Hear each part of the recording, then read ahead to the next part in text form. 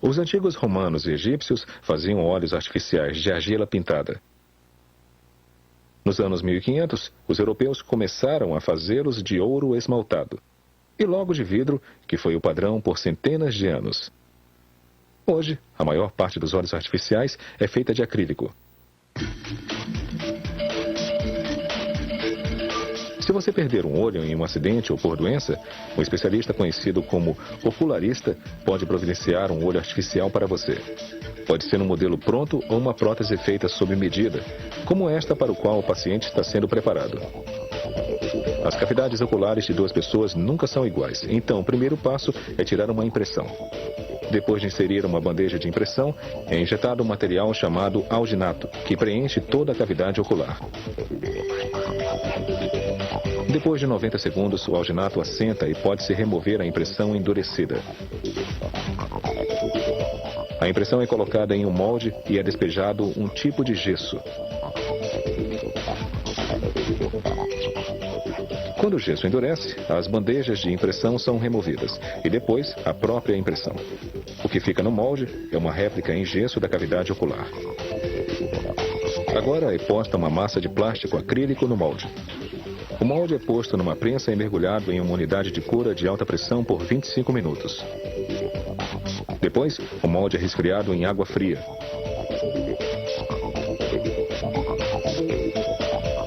Esta é a impressão original comparada com o modelo em acrílico que acabou de ser moldado.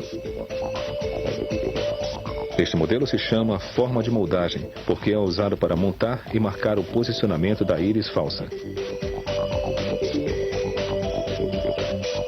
As marcas são acentuadas e é presa uma cavilha com uma gota de cera.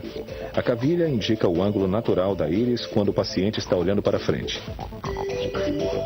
A seguir, é adicionada cera em volta do perímetro para aumentar a forma de montagem.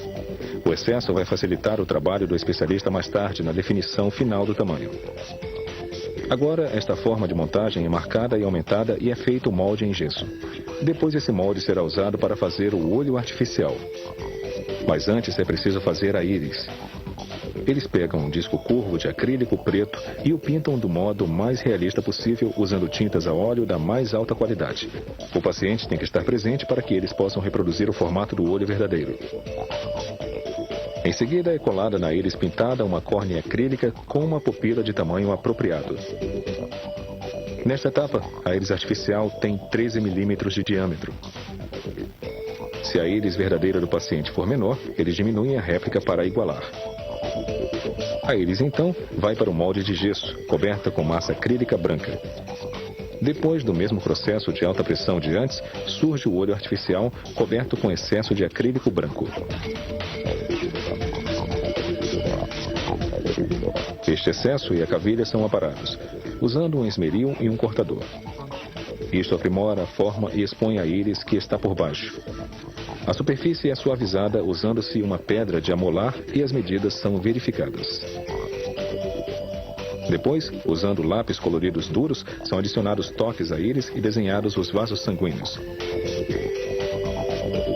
O olho é rotulado com as iniciais do paciente e depois é aplicada uma demão de acrílico para selar as marcas de lápis.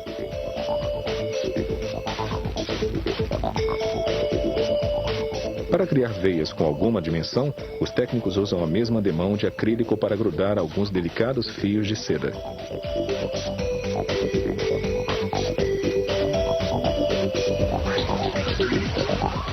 Quando o olho artificial fica exatamente igual ao verdadeiro, a obra de arte é selada com outra demão de acrílico.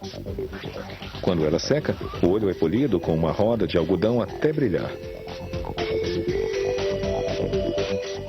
As formas e cores dos olhos artificiais são infinitas, porque as cavidades oculares dos pacientes e as íris variam enormemente, assim como o branco do olho. Este olho artificial, ou prótese ocular, está pronto. O passo final é assegurar o ajuste perfeito. Os músculos oculares do paciente se ligam a um implante, permitindo que o olho artificial se mova de acordo com o olho verdadeiro.